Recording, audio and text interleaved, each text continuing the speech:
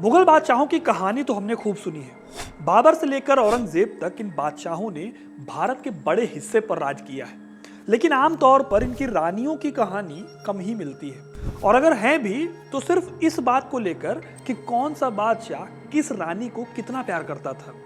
मतलब ये कि रानी का अपना कोई काम नहीं था। पर मुगल बादशाहों के बीच में एक ऐसी रानी भी थी जिसने पर्दे के पीछे से पूरे हिंदुस्तान पर राज किया। यह मुगल साम्राज्य की सबसे ताकतवर रानी थी। इसकी पहुंच मुगल बादशाहों के बीच में इतनी थी कि लोग उसे शातिर रानी कहते थे। मुगल बादशाह जहांगीर इस रानी से सलाह लिए बिना कोई भी कदम नहीं उठाते थे। कौन थी ये रानी और कैसे इस मुकाम पर पहुंच गई, जानने के लिए वीडियो को एंड तक जरूर देखिएगा, क्योंकि अपना इतिहास नहीं जानोगे तो खुद को कैसे पहचानोगे। जिस रानी की यह कहानी है उसका जन्म साल 1577 में हुआ था। ये फारसी परिवार था जिसका ईरान में खूब दबदबा था। इस लड़की के दादा ईरान में खुरासान के गवर्नर हुआ करते थे, लेकिन फिर टाइम कुछ ऐसा बदला कि इसी परिवार को ईरान छोड़ना पड़ गया। जब इसके माँ बाप मिर्जा ग्यास बेग और असमत बेगम ने ईरान को छोड़ा, तब ये लड़की पैदा नहीं हुई थी। असमत बेगम तब प्रेग्नेंट थी। ईरान छोड़कर ये लोग कांधार की तरफ जा रहे थे जब इनका सब सामान लूट लिया गया। बड़ी मुश्किल से फिर ये परिवार कंधार पहुंचा, जो कि आज के टाइम पर अफगानिस्तान में मौजूद है। कंधार में ही इस रानी का जन्म हुआ। नाम रखा गया मेहरुनिसा। कभी खुरासान में गवर्नर का काम करने वाले इस परिवार के इतने बुरे दिन चल रहे थे कि उन्हें काम करने के लिए फिर खुरासान से दिल्ली आना पड़ा।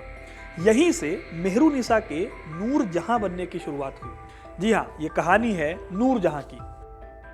तब दिल्ली के तख्त पर बादशाह अकबर थे। कुछ ही दिनों में अकबर के दरबार में ग्यास बेग को नौकरी मिल गई। एक बार फिर इनके दिन अच्छे गुजरने लगे।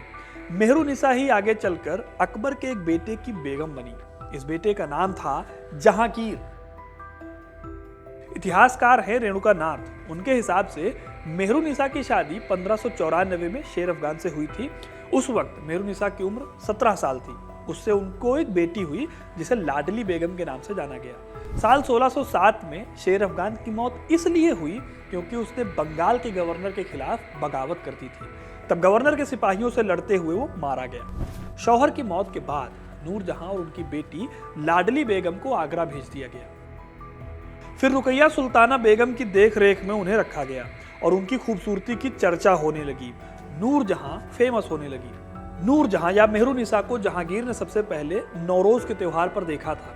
इस कदर खूबसूरत थी वो जिसे देखकर जहांगीर ताब न ला सका और अपना दिल हार गया। उसने शादी का पैगाम पहुंचाया और फिर जहांगीर ने मई 1611 को उससे निकाह कर दिया। और यहीं से शुरू होती है मेहरुनिसा के मल्लिकाए हिंदुस्तान बनने की कहानी। इतिहासकार है रूबी लाल। उन्होंने अपनी किताब empress the astonishing reasoning of Nurjahan में बताया है कि शादी के बाद मेहरुनिसा को नाम मिला था नूर महल।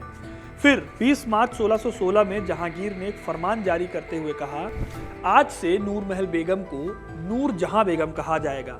यानी अपनी बीवी का नाम उन्होंने लाइट ऑफ द पैलेस से बदलकर लाइट ऑफ द वर्ल्ड कर दिया। महल की रोशनी को दुनिया की रोशनी बनाकर बादशाह ने यह इशारा कर दिया था कि आने वाले वक्त की मल्लिका यही है। और आगे चलकर हुआ भी यही। 1616 में हिंदुस्तान आए ब्रिटिश ऑफिसर थॉमस रो ने जहांगीर के शासनकाल को 3 साल तक करीब से देखा और उनके हिसाब से नूरजहां उस दौर की सबसे ताकतवर शख्सियत थी। जहांगीर ने नूरजहां को सरकारी कामकाज के अधिकार देने शुरू कर दिए थे। नूरजहां ने उनको बखूबी निभाया भी और उनके हुनर का असर कुछ ऐसा हुआ कि धीरे धीरे वो पर्दे के पीछे से मुगलिया शासन चलाने लगी। उनकी देख रेख में मुगल शासन फलने फूलने लगा। कोई भी एडमिनिस्ट्रेशन का काम काज हो, महिलाओं के मामले हो, घरेलू और विदेशी व्यापार हो, व्यापारियों से टैक्स कलेक्ट करने की व्यवस्था हो, इन सब पर उनकी पकड़ थी। उसके फैसलों ने आगरा को कारोबार का गढ़ बना दिया था। यही वजह थी कि कई इतिहासकारों को नूरजहां एक शातिर रानी की तरह दिखी। कुछ इतिहासकार मानते हैं कि मुगल सल्तनत की वो शातिर रानी थी जिसने जहांगीर के नशे में डूबे रहने का फायदा उठाया और फिर सबको दरकिनार करके सल्तनत पर अपना कब्जा जमा लिया। मल्लिकाए हिंदुस्तान बनने के बाद नूरजहां ने ईरान से आए अपने परिवार को मुगलों का सबसे करीबी बना दिया था। इसके लिए उसने 1612 में अपने भाई असफ खान की बेटी अर्जुमंद बानो, जिसे बाद में मुमताज महल के नाम से जाना गया, उसका निकाह शाहजहां से करा दिया। अपनी पहली शादी से नूरजहां की जो बेटी थी, मैंने पहले जिक्र किया था लाडली बेगम, उसका निकाह भी उसने साल 1620 में जहांगीर के चौथे बेटे शहरयार से करा दिया। यानी कल तक जो माँ बेटी थी वो आगे चलकर सास और बहू बन गई। जहांगीर खुद अपने बेटे की बारात लेकर नूरजहां के मायके गया था।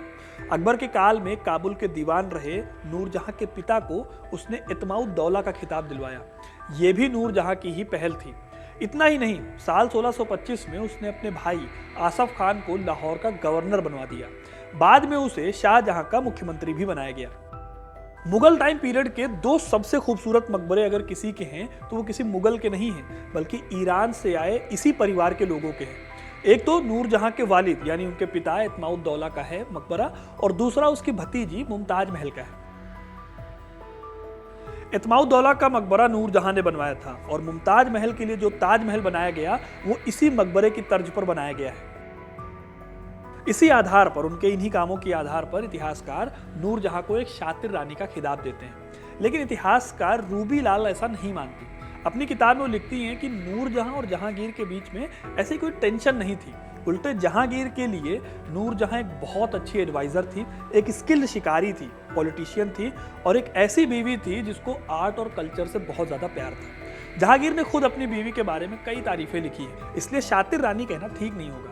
रूबीलाल के हिसाब से तो नूरजहां वो रानी थी जो एक पैट्रियार्क मुगल सत्ता में जहां सिर्फ और सिर्फ पुरुषों की चलती है, वहां पर महिलाओं को आगे बढ़ा रही थी। नूरजहां की ताकत इस तरह से जहांगीर के काल में काफी बढ़ी और वो सबसे ताकतवर रानी भी रही। शायद ही मुगल काल में इतनी ताकतवर रानी कोई और थी। लेकिन ये सब तब बदल गया जब 1627 में जहांगीर की मौत हो गई। जहांगीर के बाद बादशाह बने शाहजहां और उन्होंने अपनी सौतेली मां नूरजहां को सिर्फ और सिर्फ महल तक समेट कर रख दिया। दोनों के बीच में कई बार टकराव की भी स्थिति आई, क्योंकि नूरजहां शहरयार को सल्तनत का वारिस देखना चाहती थी, क्योंकि शहरयार के घर में उसकी खुद की बेटी थी और शाहजहां के घर में भतीजी मुमताज थी। इस टाइम पर नूर के पास ना तो वो शक्तियां थी और ना ही वैसा हौसला और उम्मीद रह गई थी।